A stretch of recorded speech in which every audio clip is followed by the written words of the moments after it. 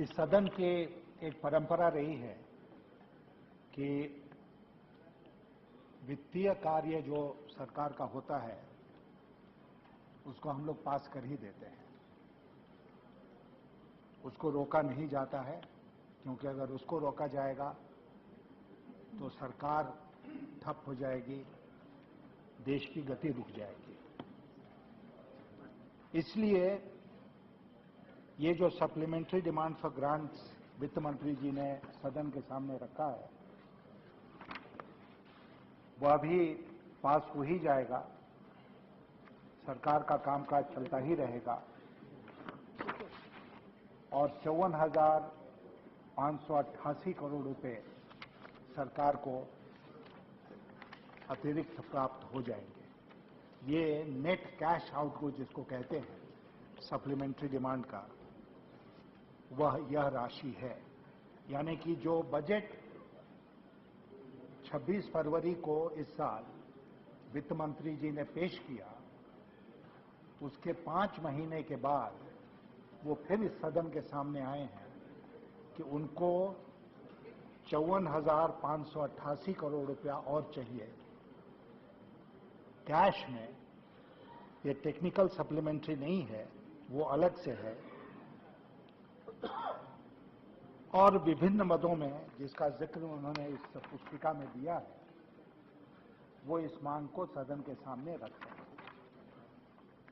मैंने इसलिए कहा कि सदन वित्तीय काम को पास कर देता है क्योंकि आपको याद होगा उपाध्यक्ष महोदय की सन 1999 में एक ऐसा भी अवसर आया था इस सदन के सामने कि बजट पास होने के पहले ही सरकार एक वोट से इस सदन में हार गई थी, अपदस्थ हो गई थी।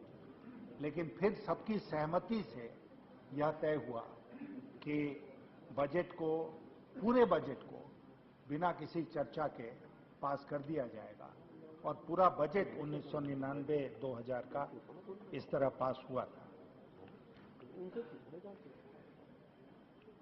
अब जहां तक सप्लीमेंट्री डिमांड्स का सवाल है, इसमें दो बातें महत्वपूर्ण होती हैं। एक की साइज ऑफ डिमांड कितना है। मुझे याद है 2008-9 में तत्काल वित्त मंत्री जी जो थे उन्होंने लगभग 7,50,000 करोड़ का बजट पेश किया था और उसके बाद फर्स्ट, सेकंड और थर्ड सप्लीमेंट्री जो सदन के सामने आया उसमें उन्होंने 1,53,000 करोड़ रुपया, 1,53,000 करोड़ और एडिशनल लिया। और उस समय मुझे याद है कि मैंने कहा था कि this is actually A fraud on budget making, क्योंकि बहुत सारी मांगें ऐसी थी, खर्चे ऐसे थे जिसको बजट बनाते समय ही हम शामिल कर सकते थे बजट में। लेकिन हम सब जानते हैं कि वित्त मंत्री क्यों उन खर्चों को नहीं शामिल करते हैं। इसलिए नहीं शामिल करते हैं कि वो जो राजकोषीय घाटा है, फिस्कल डेफिसिट, उसको वो कम करके दिखा सके। अब ये 54,000 करोड़ का जो अतिरिक्त मांग सदन के सामने आई है, ये लगभग 1% ऑफ जीडीपी है, 1% ऑफ द जीडीपी। और मैं मानता हूं कि ये बड़ी मांग है। ये 5,000 करोड़ होता, 10,000 करोड़ होता तो मैं कहता सामान्य है। कई ऐसी जरूरतें होती हैं जो फरवरी में ध्यान में नहीं होती हैं, लेकिन 54,000 करोड़ एक बड़ी मांग है, बड़ी राशि है। और इतनी बड़ी राशि की आवश्यकता क्यों पड़ी, ये मुझे लगता है कि वित्त मंत्री जी को इस सदन के सामने एक्सप्लेन करना पड़ेगा, इसका स्पष्टीकरण देना पड़ेगा। दूसरी बात कि बजट बनाते समय क्या ये डिमांड सामने नहीं थी? और अगर थी तो उनको बजट में क्यों नहीं शामिल किया गया? और मैं उपाध्यक्ष महोदय कुछ आइटम्स की ओर आपका ध्यान आकृष्ट करता हूं। इसमें जैसे grant number 35, transfers to state and union territory governments, special plan assistance to Jammu and Kashmir, special central assistance to special category states including Jammu and Kashmir, additional central assistance for establishment of zero liquid discharge system in Tirupur, Tamil Nadu, and additional amount for externally aided projects. Total amount is 6,379 crore। मेरा मानना है अध्यक्ष महोदय कि ये सारा कुछ जो इसमें लिखा गया है, ये सारा कुछ एंटिसिपेट किया जा सकता था बजट बनाते समय, और ऐसा नहीं करना बजट का या बजट मेकिंग की जो प्रक्रिया है उसका अपमान है। उसी प्रकार Ministry of Petroleum and Natural Gas, grant number 72, for providing compensation to oil marketing companies towards estimated under-recoveries on account of sale of petroleum products. This could have been easily anticipated. कोई कारण नहीं है कि ये मांग supplementary demand में आए। उसी तरह 81 grant number, meeting additional requirement of Pradhan Mantri Gram Sadak Yojana, 6,300 crore rupees, meeting additional requirement 337 crore rupees of Indira Awas Yojana under rural housing towards construction of 1 lakh houses in the state of Jharkhand. क्यों नहीं anticipate किया जा सकता था budget बनाते समय? मैं जो बिंदु आपके सामने रख रहा हूं वो ये रख रहा हूं कि थोड़ा बहुत ये स्वतंत्रता छूट वित्त मंत्री को रहती है कि भाई थोड़ा 5,000 यहां दबा दो, 10,000 वहां दबा दो बजट बनाते समय।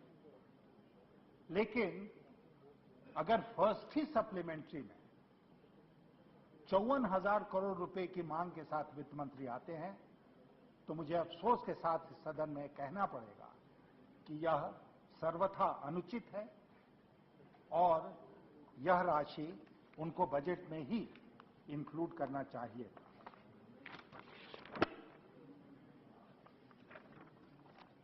इस समय उपाध्यक्ष महोदय, जो आर्थिक प्रबंधन है पूरे देश का, उसका सबसे बड़ा मुद्दा है महंगाई, जिस पर कि पिछले 2 दिनों में चर्चा हुई। मैं उस चर्चा को दोहराना नहीं चाहता, लेकिन कल जब वित्त मंत्री महोदय चर्चा का उत्तर दे रहे थे तो उन्होंने एक बहुत ही अजीबोगरीब थियरी इस सदन के सामने रखा। उन्होंने कहा चूंकि ग्रोथ रेट बढ़ रहा है इसलिए महंगाई बढ़ेगी, और महंगाई को रोकने के उपाय बताने के बजाय वित्त मंत्री महोदय ने महंगाई का औचित्य इस सदन के सामने रखा। वित्त मंत्री जी यहां नहीं हैं, होते तो मैं उनसे पूछता कि क्या वो अर्थशास्त्री हैं, is he A trend economist? और मैं स्वीकार करता हूं कि मैं ट्रेंड इकोनॉमिस्ट नहीं हूं। कुछ अनुभव है वित्तीय मामलों का, लेकिन मैं ट्रेंड इकोनॉमिस्ट नहीं। और जहां तक मुझे ज्ञात है प्रणब बाबू भी ट्रेंड इकोनॉमिस्ट नहीं है। इसलिए उनको किसी ने बताया होगा कि ये थियरी है, इकोनॉमिक थियरी है कि अगर ग्रोथ होगा तो महंगाई बढ़ेगी। मैंने पिछले 9 वर्षों के आंकड़े इकट्ठे किए जो 21वीं सदी के पहले दशक के आंकड़े, और वो है जीडीपी ग्रोथ रेट क्या रहा और महंगाई का दर क्या रहा। और मैं उन आंकड़ों को सदन के सामने आपके माध्यम से रखना चाहता हूं उपाध्यक्ष महोदय। और खुद सदन और आप इस निष्कर्ष पर पहुंचे कि बढ़ती महंगाई का ग्रोथ रेट से कोई ताल्लुक है या नहीं। सन 2001-2002 से मैं अपनी बात रखना शुरू करता हूं। उस साल जीडीपी ग्रोथ था 5.8%। आज की सरकार के मुताबिक उसको लो ग्रोथ रेट माना जाएगा, बल्कि वित्त मंत्री जी ने एनडीए सरकार के ऊपर आरोप लगाया कि आपके समय महंगाई कम इसलिए थी क्योंकि ग्रोथ नहीं था और मांग नहीं थी। 5.8 ग्रोथ रेट था, 5.8% ऑफ जीडीपी, और होलसेल प्राइस इंडेक्स था मात्र 1.6%। 1.6%, 5.8 लगभग 6% का ग्रोथ रेट कोई बहुत कमजोर ग्रोथ रेट नहीं माना जाएगा। 96 जब इन्होंने छोड़ा था तब और उसके बाद भी होलसेल प्राइस इंडेक्स रहा 1.6%। सन 2002-2003 में ग्रोथ रेट रहा मात्र 4% जीडीपी का, और वह इसलिए, आप जानते हैं उपाध्यक्ष महोदय, आपको याद होगा कि देश का सबसे भीषण सुखाड़ उस साल देश के सामने आया था, सबसे भीषण सुखाड़, और 40 मिलियन टन अनाज कम पैदा हुआ था। कृषि का उत्पादन 18% से घटा था। तो 4% ग्रोथ रेट और महंगाई का दर था 6.5%। ग्रोथ रेट घटा, महंगाई का दर बढ़ा। उसके बाद आइए 2003-2004, जो हम लोगों के शासन का अंतिम वर्ष था। उस साल ग्रोथ रेट था 8.5%, 8.5%, और महंगाई का दर था 4.6%। ग्रोथ रेट बढ़ा, 8.5% गया, और महंगाई का दर घट के 4.6% हो गया। अब इनके यूपीए 1 के कार्यकाल में आइए। सन 2004-2005 जीडीपी ग्रोथ रेट था 7.5%, घट गया। महंगाई का दर था 6.5, 1.6%, 5.8 लगभग 6% का ग्रोथ रेट कोई बहुत कमजोर ग्रोथ रेट नहीं माना जाएगा। 96 जब इन्होंने छोड़ा था तब और उसके बाद भी होलसेल प्राइस इंडेक्स रहा 1.6%। सन 2002-2003 में ग्रोथ रेट रहा मात्र 4% जीडीपी का, और वह इसलिए, आप जानते हैं उपाध्यक्ष महोदय, आपको याद होगा कि देश का सबसे भीषण सुखाड़ उस साल देश के सामने आया था, सबसे भीषण सुखाड़, और 40 मिलियन टन अनाज कम पैदा हुआ था। कृषि का उत्पादन 18% से घटा था। तो 4% ग्रोथ रेट और महंगाई का दर था 6.5%। ग्रोथ रेट घटा, महंगाई का दर बढ़ा। उसके बाद आइए 2003-2004, जो हम लोगों के शासन का अंतिम वर्ष था। उस साल ग्रोथ रेट था 8.5%, 8.5%, और महंगाई का दर था 4.6%। ग्रोथ रेट बढ़ा, 8.5% गया, और महंगाई का दर घट के 4.6% हो गया। अब इनके यूपीए 1 के कार्यकाल में आइए। सन 2004-2005 जीडीपी ग्रोथ रेट था 7.5%, घट गया। महंगाई का दर था 6.5%, यानी कि जीडीपी पिछले साल की तुलना में घटी और महंगाई पिछले साल की तुलना में बढ़ी। 2005-06 ग्रोथ रेट चला गया 9.5% और होलसेल प्राइस इंडेक्स घट के आ गया 4.4%। कहीं पर भी दूर दूर तक ग्रोथ रेट और महंगाई के दर का रिश्ता नजर नहीं आता है। 2006-07 ग्रोथ रेट 9.7%, महंगाई का दर 5.4%।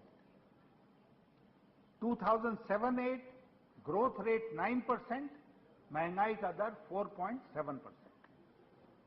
2008-09 ग्रोथ रेट 6.7%, महंगाई का दर होलसेल प्राइस मुद्रास्फीति का दर 8.4%।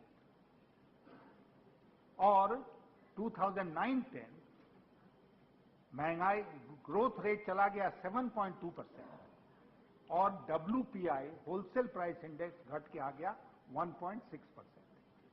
अब ये 10 साल के आंकड़े किसी भी अर्थशास्त्री के लिए बहुत महत्वपूर्ण होंगे इस बात को साबित करने के लिए कि जो सिद्धांत वित्त मंत्री जी, और मैं उनके एब्सेंस में बोलना नहीं चाहता था इस सदन में, लेकिन नहीं है, राज्य मंत्री जी हैं, वो मेरी बात उन तक पहुंचाएंगे। लेकिन इन आंकड़ों को देखने के बाद कोई भी व्यक्ति, चाहे वो अर्थशास्त्री हो या गैर अर्थशास्त्री हो, वो एक ही निष्कर्ष पर पहुंच सकता है, और वह यह है कि ग्रोथ रेट का महंगाई की दर से, मुद्रास्फीति के दर से लेना देना नहीं होता है। और अगर नहीं है तो वित्त मंत्री जी ने जो कल निरूपित किया सिद्धांत इस सदन के सामने, वह हमें स्वीकार नहीं हो सकता है। और उसके साथ ही साथ यह भी कहना पड़ेगा कि जो महंगाई हम देख रहे हैं उसके कारण अन्यत्र है, उसके दूसरे कारण हैं। और इसीलिए मुझे आश्चर्य नहीं हुआ जब वित्त मंत्री जी ने हमें उपाय नहीं बताया, ये नहीं बताया सदन को विश्वास में लेकर कि वो कौन कौन से कदम उठा चुके हैं, कौन कौन से कदम उठाने वाले हैं महंगाई पर नियंत्रण पाने के लिए। इसलिए कि उनका जो पूरे मामले की उनकी जो समझ है वही गलत है। अगर डॉक्टर डायग्नोसिस गलत करेगा तो वो बीमारी का इलाज सही नहीं कर सकता है। और मुझे लगता है कि आज जो प्रबंधन जिस सरकार के पास है उसकी डॉक्टरी की पढ़ाई में कोई ना कोई त्रुटि कहीं रह गई, और इसीलिए आज हमें इस दृश्य को देखना पड़ता है। मैंने जब आंकड़े देखे, एक बहुत महत्वपूर्ण, मैं इस बहस को मैं कर चुका हूं, इलाज बताने की जरूरत नहीं है। हाँ, वो आप देख लीजिएगा, आप ही के ये जो आर्थिक सर्वे है ना, इसको आप पढ़ लीजिए, उसमें इलाज लिखा हुआ है। पढ़ेंगे तब ना। अलग से आपका क्लास ले लें, सेंट्रल हॉल में चाय पिला के अलग से क्लास ले लें। आपस में बातचीत नहीं, एक आपस में बातचीत नहीं तो बोलने दीजिए। उपाध्यक्ष महोदय, एक हर इकोनॉमिक सर्वे में एक आंकड़ा होता है कि मनी सप्लाई का ग्रोथ कितना बढ़ा एक साल में, M3, और मनी सप्लाई का ग्रोथ अगर बढ़ता है अर्थव्यवस्था में तो उसका मुद्रास्फीति के ऊपर सीधा असर पड़ता है। और तभी जब इसका उपाय किया जाता है तो रिजर्व बैंक ऑफ इंडिया जो है वो इंटरेस्ट रेट को बढ़ाता है, repo rate, reverse repo rate, ताकि हम मनी सप्लाई को कम कर सकें। अब आप आंकड़े देखिए पिछले 9 वर्षों का। M3 का ग्रोथ जो था सन 2001-2 से मैं शुरू करता हूं, 14.1, 14.7, 16.4, 12, 2005-06, 16.9, 2006-07, 21.7, और 2007-08, 21.4, उसके बाद 2008-9, 18.6, 2009-10, 16.5। ये परसेंटेज ग्रोथ था मनी सप्लाई का अर्थव्यवस्था में। ना कोई भी हमारे जैसा अनट्रेन्ड व्यक्ति भी अगर मौका मिलता है, मैं वित्त मंत्री बन जाता हूं, तो मैं देखता हूं कि मनी सप्लाई M3 किस प्रोपोर्शन में बढ़ रहा है और उसकी चिंता करता हूं। क्यों करता हूं? क्योंकि अर्थव्यवस्था में अगर मनी सप्लाई ज्यादा होगा तो मुद्रास्फीति के ऊपर उसका असर पड़ेगा। और इसमें एक और सिद्धांत वो ये है कि ये जो लिक्विडिटी ओवरहैंग जिसको कहते हैं, वो लिक्विडिटी ओवरहैंग 1 साल 1.5 साल के बाद उसका असर देखने को मिलता है अर्थव्यवस्था के ऊपर। इसलिए सन 2006-7 में, सन 2007-8 में अगर मनी सप्लाई का ग्रोथ 21% से ऊपर रहा तो उसका असर कब देखने को मिलेगा? 2008 में देखने को मिलेगा, 2009 में देखने को मिलेगा। और इस बार जो हम देख रहे हैं कि उफान आया मुद्रास्फीति में, उसका कारण है liquidity overhang of the earlier year. और मैं चाहूंगा कि वित्त मंत्री जी इसके बारे में सदन को बताएं कि ये जो लिक्विडिटी ओवरहैंग था इसका कितना असर पड़ा, और अगर मैं गलत कह रहा हूं तो मुझे कॉन्ट्रडिक्ट कर। अब इसमें एक बहुत अजीबोगरीब घटना घटी। वो ये घटी कि सन 2008 में एक विश्वव्यापी संकट का निर्माण हुआ अमेरिका से। ग्लोबल मेल्टडाउन जिसको कहते हैं वो शुरू हुआ सन 2008 के मध्य के बाद। और मैं आपसे कहना चाहता हूं उपाध्यक्ष महोदय कि एक इसी प्रकार के कार्यक्रम में मुझे अमेरिका का निमंत्रण मिला और कई वहां पर विशेषज्ञ जुटे इस बात के ऊपर विचार करने के लिए। ये सितंबर 2008 की बात है, वॉशिंगटन में, कि किस प्रकार का संकट है, इसके बारे में क्या करना चाहिए। और मैं आपसे कहना चाहता हूं कि जितने अमेरिकन उसमें हिस्सा ले रहे थे उनको भी इस बात का कम ज्ञान था कि कितना बड़ा संकट आहट दे रहा है उनके दरवाजे पर। उन्होंने अपने स्टाइल में कहा, this is our problem, we will fix it. कैसे उन्होंने फिक्स किया ये सारी दुनिया जानती है। लेकिन ये एक और बहस है, मैं उसके विस्तार में आज के दिन नहीं जाना चाहता हूं। लेकिन मैं इतना कहूंगा कि आप सारे दस्तावेज भारत सरकार के उठा के देखिए। दस्तावेज का मतलब इकोनॉमिक सर्वे उस साल का, दस्तावेज का मतलब वित्त मंत्री का बजट दे रहा है उनके दरवाजे पर। उन्होंने अपने स्टाइल में कहा, this is our problem, we will fix it. कैसे उन्होंने फिक्स किया ये सारी दुनिया जानती है। लेकिन ये एक और बहस है, मैं उसके विस्तार में आज के दिन नहीं जाना चाहता हूं। लेकिन मैं इतना कहूंगा कि आप सारे दस्तावेज भारत सरकार के उठा के देखिए। दस्तावेज का मतलब इकोनॉमिक सर्वे उस साल का, दस्तावेज का मतलब वित्त मंत्री का बजट भाषण, और 2008 तक का जो बजट भाषण है उसको आप पढ़ें तो आप पाएंगे कि इसकी भनक भी भारत सरकार को नहीं थी कि इतना बड़ा हादसा विश्व अर्थव्यवस्था के साथ होने वाला है। कुछ गड़बड़ है, लेकिन इतना बड़ा गड़बड़ है ये नहीं हुआ, ये आइडिया नहीं था। लेकिन हुआ क्या? हुआ ये कि वो संकट आ गया सन 2008 में। अमेरिका में एक के बाद एक उनकी जो विशाल वित्तीय संस्थाएं हैं वो धराशायी होने लगी। वॉल स्ट्रीट में इतना बड़ा क्राइसिस नहीं हुआ था। लोग 1932-33 के साथ, ग्रेट डिप्रेशन के साथ इसकी तुलना करने लगे। बिलियंस ऑफ डॉलर्स का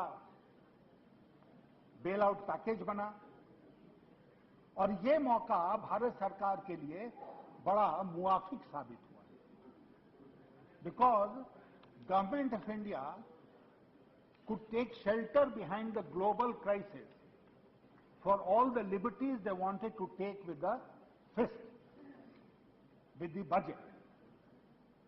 और मुझे बहुत आश्चर्य हुआ जब मैंने देखा इस साल का आर्थिक सर्वे, जिसमें कि उनका कहना है कि सन 2007-8 में फिस्कल डेफिसिट था 2.6%, सन 2008-9 में फिस्कल डेफिसिट हो गया 5.9%, और सन 2009-10 में फिस्कल डेफिसिट हो गया 6.5%। और ये जो आर्थिक सर्वे है ये एक्सप्लेन करता है क्या कि 2.6% से दोनों वर्षों में जो ज्यादा फिस्कल डेफिसिट हुआ, जो ज्यादा घाटा हुआ, उसको आप स्टिमुलस पैकेज मान लें। अरे कैसे मान लें? कोई जबरदस्ती है? मान लीजिए इसको स्टिमुलस पैकेज 2.6% ही रहेगा, बिल्कुल अक्षुण्ण। This ratio will not change. ये कहां लिखा हुआ है? हर साल वेरी करता है फिस्कल डेफिसिट। तो उन्होंने कह दिया कि हमारा स्टिमुलस पैकेज था 3.3% इन 8-9 एंड 3.9% इन 9-10। ये फरेब है। दरअसल इसमें सच्चाई जो है वो ये है कि ये जो वर्ष थे ये चुनाव के वर्ष थे, और चुनाव के वर्ष में भारत सरकार ने जो बजटरी आंकड़ों के साथ लिबर्टी लिया, उसी का नतीजा ये हुआ कि यह जो डेफिसिट था भारत सरकार का, वो सारी सीमाओं को लांघते हुए, और वो जो fiscal responsibility and budget management act इस पार्लियामेंट का एक्ट है, FRBM एक्ट, जो हम लोगों के समय में पास हुआ था और इन्होंने जिसको इंप्लीमेंट किया, उस FRBM एक्ट की इन्होंने धज्जियां उड़ा दी और they allowed the fiscal deficit to go completely out of hand. और अब कह रहे हैं कि इसको स्वीकार कर लो कि ये हमारा स्टिमुलस पैकेज है। अब मैं आपको बताऊं कि जब इस प्रकार की स्थिति पैदा होती है उपाध्यक्ष महोदय, तो वो सारा एक्सपेंडिचर जाता है मार्केट में, गवर्नमेंट का expenditure, and government is the largest spender in this country. तो कहीं ना कहीं उसका असर पड़ेगा मुद्रास्फीति और महंगाई के ऊपर। लेकिन इसमें भी ध्यान देने वाली बात जो है वो ये है कि एक्सपेंडिचर का नेचर क्या था, किस प्रकार का ये एक्सपेंडिचर था।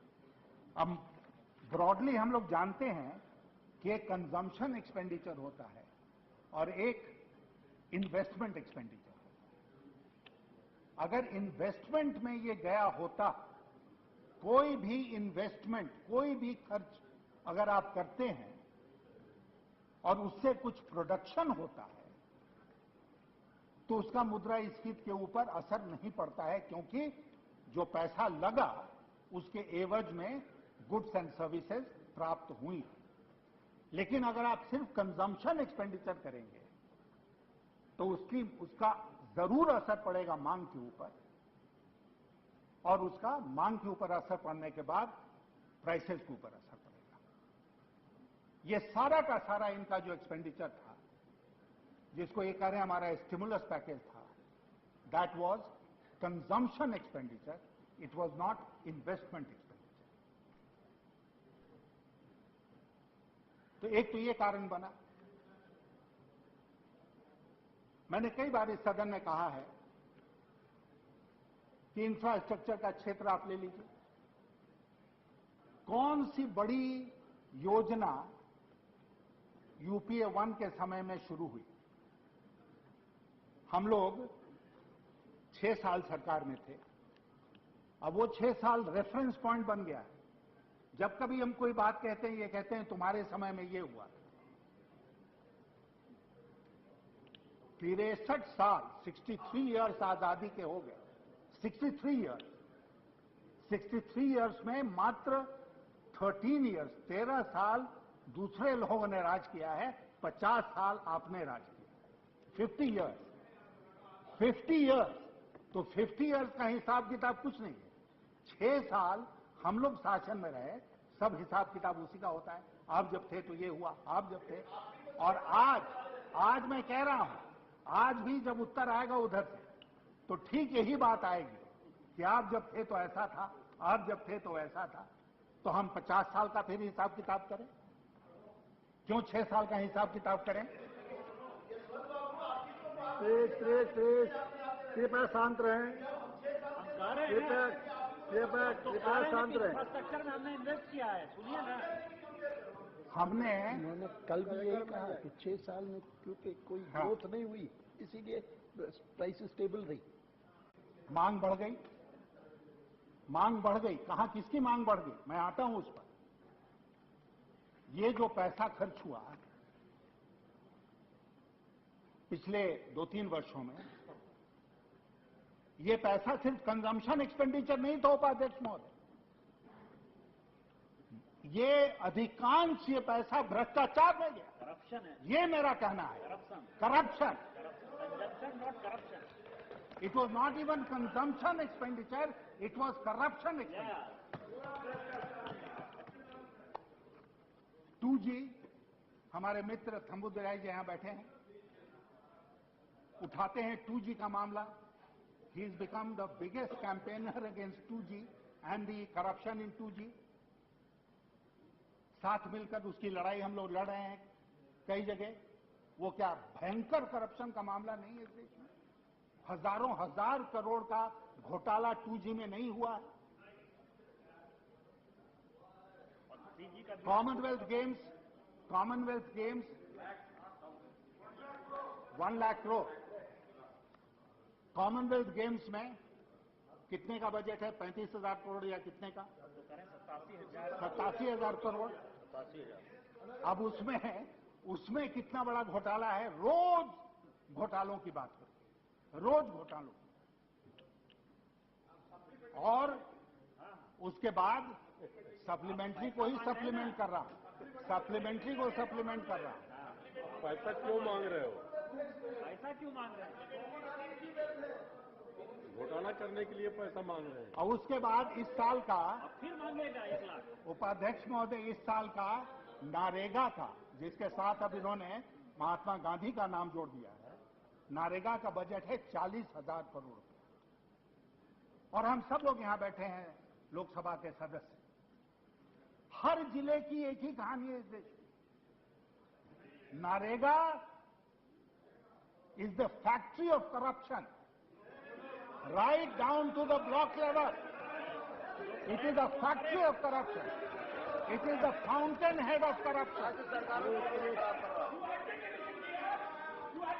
It is the fountainhead of corruption. You are admitting that state? और Then आपने, you say it's the factory of corruption? Mr. Narayan Swamy's contribution has been that he has taken this corruption right down to the panchayat level. Panchayat level तक आप ले गए इस corruption को। In BJP rule state, in the implementation of the employment guarantee, there is corruption. You say that. You say that. In every state, including the state of the rural development minister. जब मौका आएगा तो बोलिएगा, आपको भी तो मांग बढ़ी। आपको भी मौका मिलेगा। Please sit down, please sit down. मैं उस पर आऊंगा। Sit down. I will let you know what is that supervision. I will come to it, and you will agree with me when I come to it.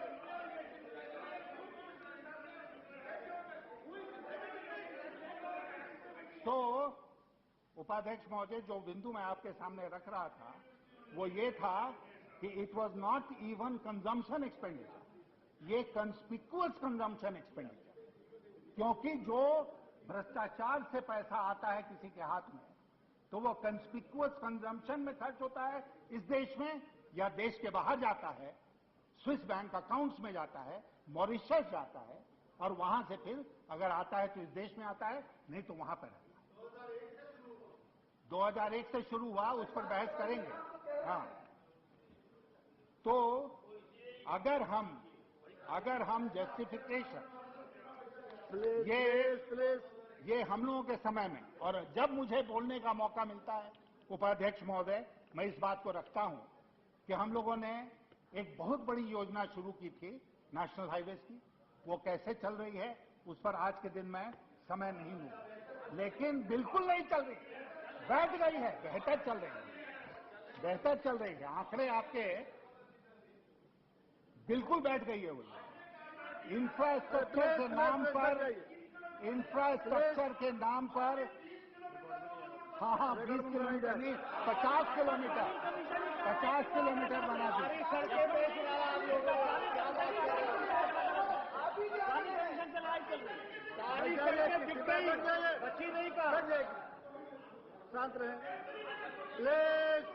हम लोगों ने, उपाध्यक्ष महोदय, हम लोगों ने इसी तरह देश को जोड़ने वाली योजनाओं के बारे में सोचते हुए हम लोगों ने रिवर लिंकिंग की बात की, और मैंने इसी सदन में खड़ा होकर कहा है कि अगर सिर्फ एक योजना ये सरकार ले ले, और वो योजना है रिवर लिंकिंग के, नदियों को जोड़ने की, तो इतना बड़ा इंफ्रास्ट्रक्चर डेवलपमेंट होगा इस मुल्क में, और इतना डिमांड जनरेट होगा, जो कि इन्वेस्टमेंट डिमांड होगा, कंजम्पशन डिमांड या कंस्पिक्युअस कंजम्पशन डिमांड नहीं होगा, जिससे अर्थव्यवस्था आगे बढ़ेगी। लेकिन 6 साल में इस सरकार ने रिवर लिंकिंग को न केवल भुला दिया, कभी उसका जिक्र भी ये लोग नहीं करते। क्यों नहीं करते? अभी क्या स्थिति है? आज के दिन स्थिति यह है कि पंजाब और हरियाणा में और नॉर्थ ईस्ट स्टेट्स में बाढ़ आई हुई है, और बिहार और झारखंड जो है वो सुखाड़ के चपेट में, कहीं सुखाड़ कहीं बाढ़। और इसी से देश को निजात दिलाने के लिए हम लोगों ने रिवर लिंकिंग की बात सोची कि एक ऐसी योजना बनाओ जिसमें सरप्लस पानी सुखाड़ वाले क्षेत्र में जाए और वहां की कमी को दूर करे। छोड़ दिया इन लोगों ने। तो ये स्थिति आज के दिन है, और वित्त मंत्री जी इस बात के पीछे छुपकर शरण नहीं ले सकते कि उनके समय ग्रोथ रेट ज्यादा हो गया और इसलिए महंगाई बढ़ी। I completely discredit that theory on the basis of what I have stated in this house. Nobody is going to buy that theory. अगर महंगाई है, और एक बात और मैं महंगाई के बारे में, कि अगर आप देखेंगे, मैं होलसेल प्राइस इंडेक्स की बात कर रहा हूं, अगर आप देखेंगे तो पिछले 2-3 वर्षों में जो महंगाई रही है वह फूड इन्फ्लेशन, फूड की जो खाद्यान्न है उनकी कीमतों में बढ़त के चलते महंगाई बढ़ी। ये रहा कंपोनेंट, और इसमें यह सरकार विफल रही। इन्हीं का ये इकोनॉमिक सर्वे बोलता है कि ये सप्लाई साइड प्रॉब्लम। मेरे ऐसा व्यक्ति बार बार जोर देके इस सदन में कहता रहा, बाहर में कहता रहा कि इस प्रकार की महंगाई से आप मॉनेटरी मेजर से नहीं निपट सकते। और पिछली बार भी बजट के ऊपर बोलते हुए मैंने वित्त मंत्री जी को सावधान किया था कि मॉनेटरिस्ट इकोनॉमिस्ट जो हैं, मॉनेटरी इकोनॉमिस्ट, उनके चक्कर में मत पड़िए। क्यों? क्योंकि इसका एडवर्स इंपैक्ट होगा ग्रोथ पर। और कैसे होगा? इस तरह होगा कि जब होलसेल प्राइस इंडेक्स बढ़ेगा तो इनको इंटरेस्ट रेट बढ़ाना पड़ेगा। बढ़ाना, आज जब आरबीआई ने इंटरेस्ट रेट बढ़ाया तो सारे बैंकों ने डिपॉजिट रेट बढ़ा दिया। अब वो जब डिपॉजिट रेट बढ़ाएंगे तो लेंडिंग रेट भी बढ़ेगा ही बढ़ेगा, तो money will become more expensive, the cost of money will go up. अब हम इंफ्रास्ट्रक्चर में रात भर में सुधार नहीं कर सकते। सड़कें जो हैं वो हैं, रेलवे जो है वो है, पोर्ट्स जो हैं वो हैं, लेकिन अगर एक जगह कोई भी सरकार जोरदार काम कर सकती है कॉस्ट, इकोनॉमी के कॉस्ट को कम करने के लिए, तो वह है इंटरेस्ट रेट के क्षेत्र। और ये जो विशेष सर्किल है of high inflation, high interest rates and a high cost economy, उस विशेष सर्किल को हम लोगों ने तोड़ा था। और आप अपने आंकड़े देख लीजिए, 14.5% जो इंटरेस्ट रेट था उससे घटकर इंटरेस्ट रेट 5.5-6% पर आ गया था हर क्षेत्र के लिए, कृषि के लिए उससे भी कम, इंडस्ट्री के लिए, सर्विसेज के लिए।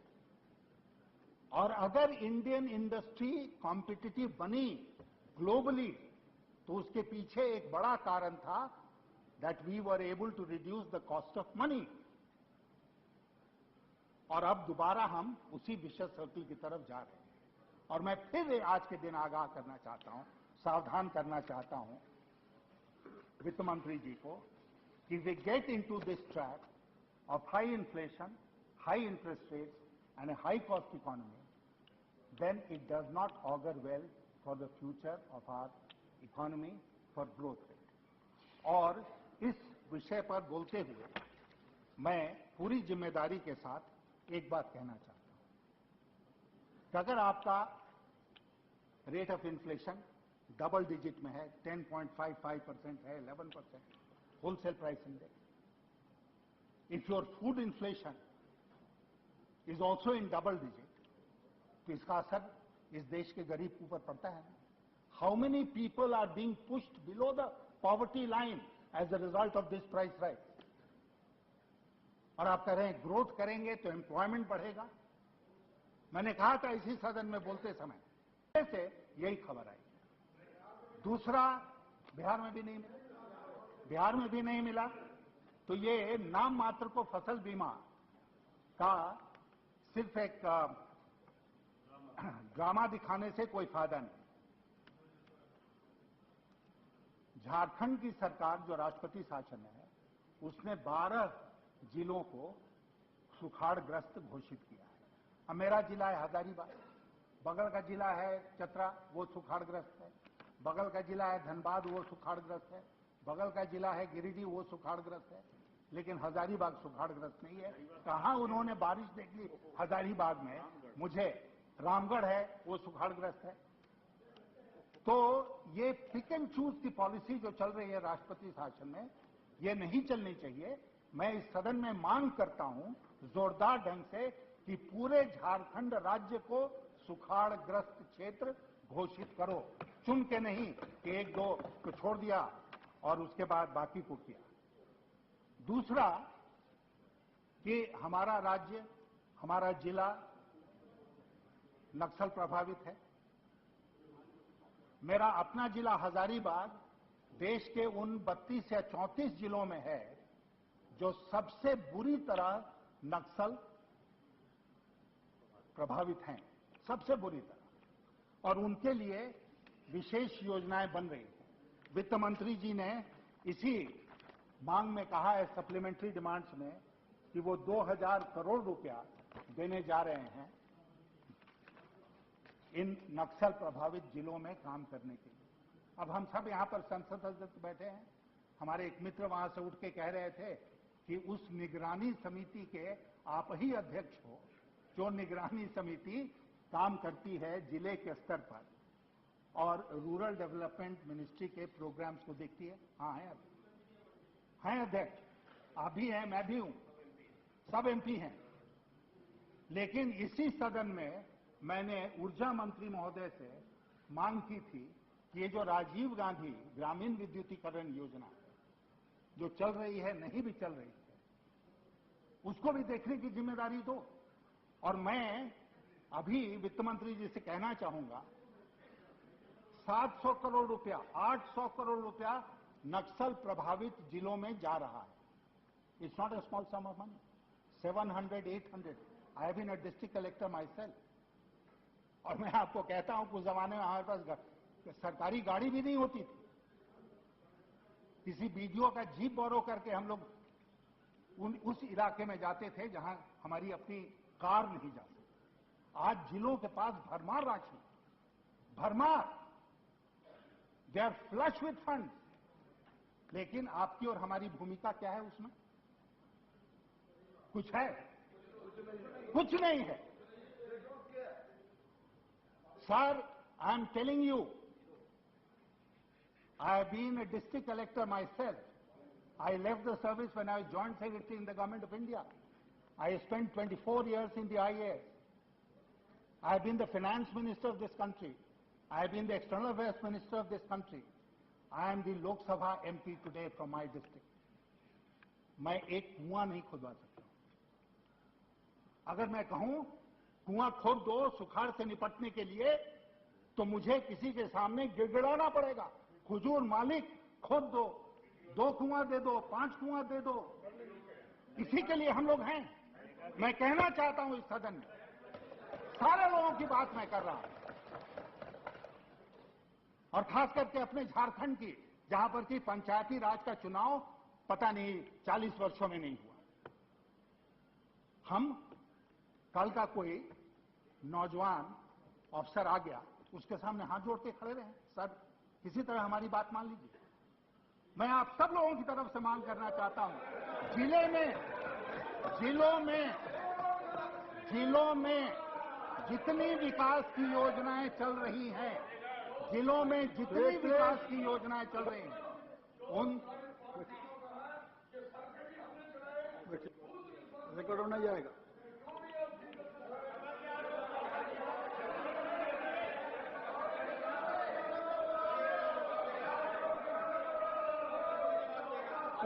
बातें कह रहे हैं, कृपया बैठ जाइए। सबकी बातें कह रहे अरे हो गया आपका, बैठ जाइए। रिकॉर्ड में नहीं जा रहा, रिकॉर्ड में नहीं जा रहा। जरा सुनिए तो। अरे सच्ची बात है, बैठिए, बैठिए। ठीक करो। आप जानते हैं, हाँ, you are right, you are absolutely right. उपाध्यक्ष महोदय, आप जानते हैं हमारे राज्य में एक एमएलए को 3-3 करोड़ रुपया डेवलपमेंट फंड उपलब्ध है। 3 करोड़ रुपया एक संसदीय क्षेत्र में 6 विधानसभा क्षेत्र हैं, कहीं 8 हैं। वो 15 करोड़ रुपया 20 करोड़ रुपया खर्च करेंगे, हम 2 करोड़ रुपया खर्च करते हैं। 2 करोड़ रुपया कुछ नहीं, ऊंट के मुंह में जीरा का फोरन, यही है। इसलिए मैं वित्त मंत्री जी से, जो खुद लोकसभा के सदस्य हैं, उनसे मैं मांग करता हूं, आप सब लोगों की, पूरे सदन की तरफ से मैं मांग करता हूं कि जिलों में जितनी विकास की योजनाएं चल रही हैं, उसकी निगरानी की जिम्मेदारी आप लोकसभा एमपी को दीजिए, और तभी सच माने में विकास होगा, क्योंकि जनता तब विकास के साथ जुड़ेगी। And it will not merely be a few officers who will divide the money amongst themselves and say money has been spent, और फाइनेंस मिनिस्ट्री में बैठे बैठे आप कहेंगे एक्सपेंडिचर हो गया और जमीन पर उसका कुछ नहीं निकला। नहीं, हाँ, नेचुरली प्लानिंग एंड इम्प्लीमेंटेशन दोनों में सांसदों की भूमिका होनी चाहिए, और तभी इंसाफ होगा। मुझे पूरा विश्वास है वित्त मंत्री जी जब इस चर्चा का जवाब देंगे तो इस विषय पर सदन की भावना को ध्यान में रखते हुए निश्चित रूप से कुछ कहेंगे।